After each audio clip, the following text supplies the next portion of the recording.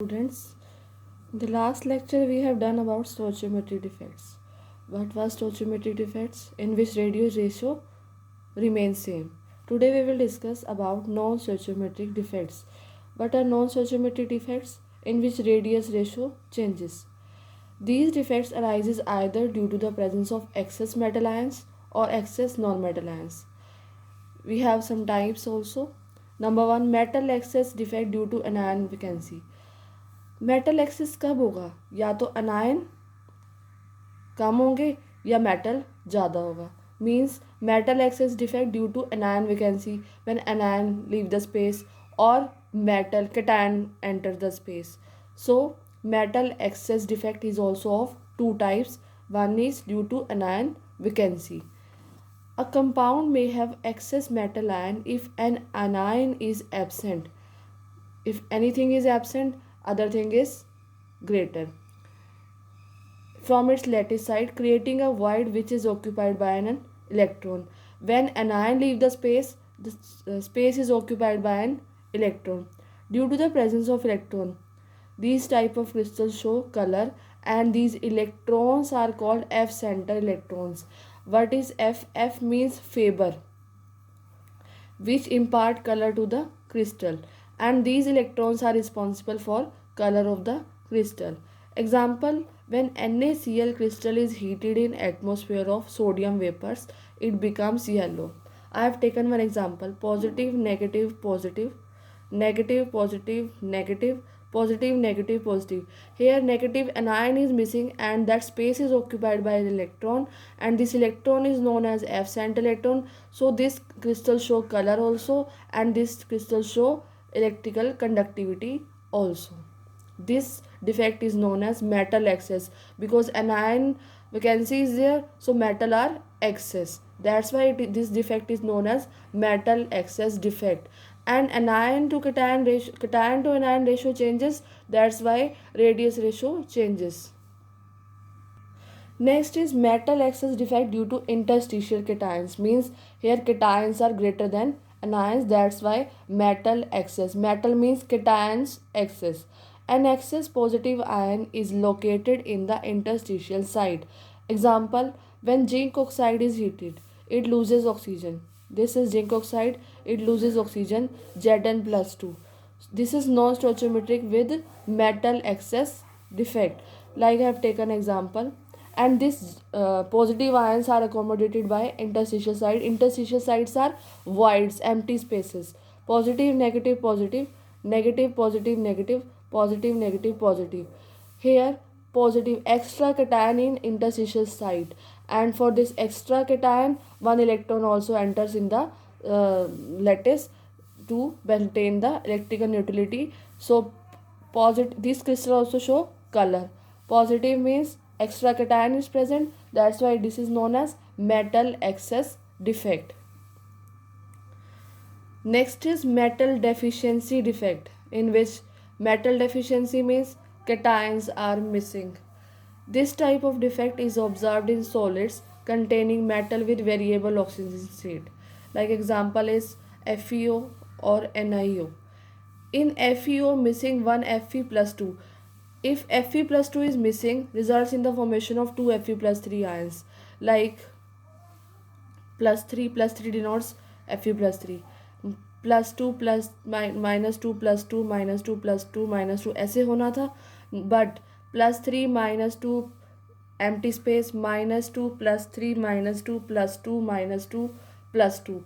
For 2 plus 1 plus 2 missing here, 1 plus 2 missing की जगह we have 2 plus 3 ions. So here cation is missing from lattice side, and for this higher valency element is present.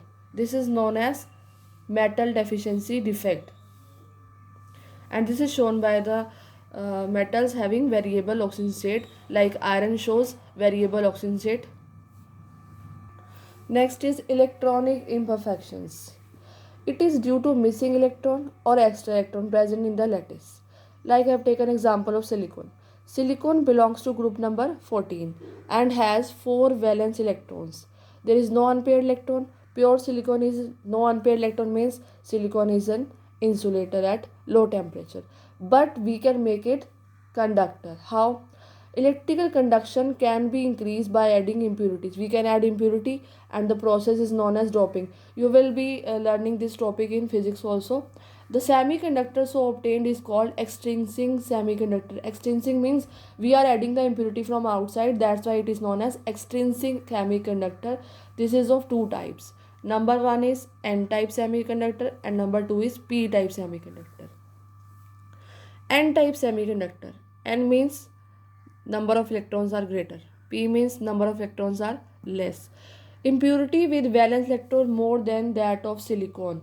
Like silicon is of group number 14. If we add impurity from group number 15, the number of valence electron will be 5, but only 4 electrons are used with silicon, 4 are used with silicon bonding, and fifth one is free to move.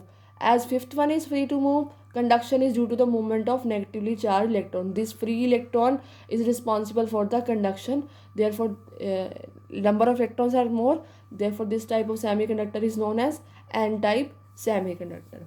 The next is P-type.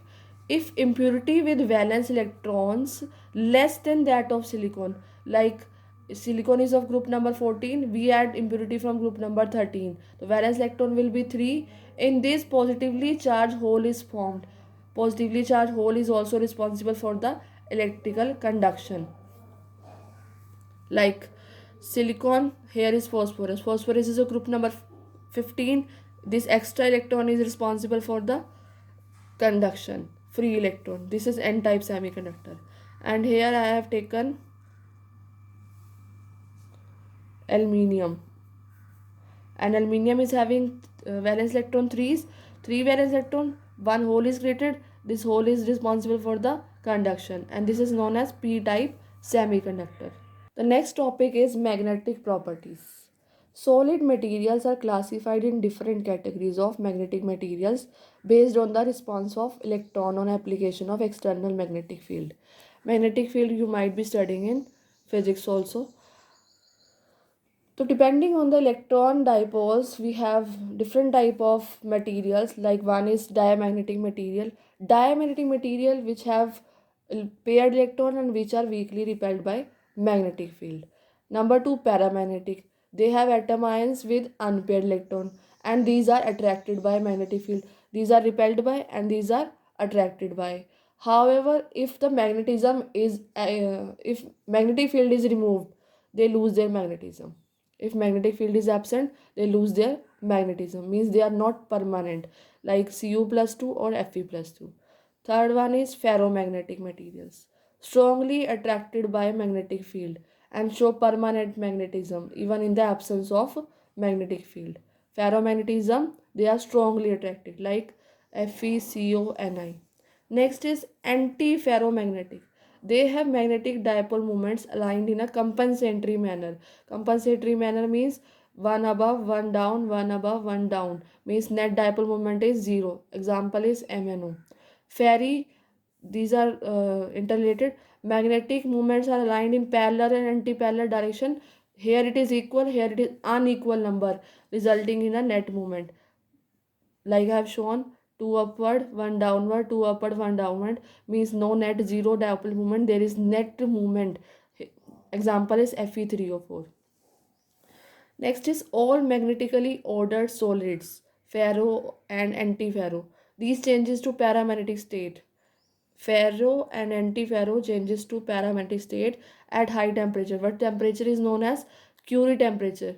Why? Due to randomization of dipoles. The dipole changes at some temperature. The temperature is known as Curie temperature.